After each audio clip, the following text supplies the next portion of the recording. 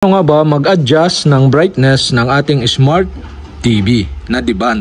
So okay guys, ang una nyo gagawin, punta lang kayo sa inyong remote at i-press ang menu button at lalabas yan. Select nyo lang dyan yung settings. Punta lang kayo sa settings. Dito sa settings, punta lang kayo sa picture.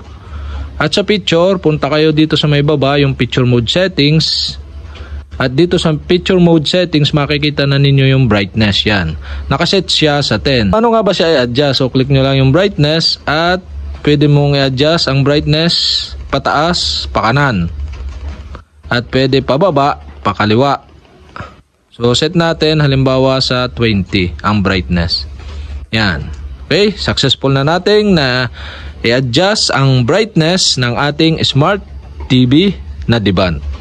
So okay guys, sana nakatulong itong video na to, at kapag hindi ko pa kayo subscriber, mag-subscribe lang kayo sa aking YouTube channel, i-click nyo lang ang subscribe button at ang bell para updated kayo sa mga video like this. Okay, salamat sa panonood.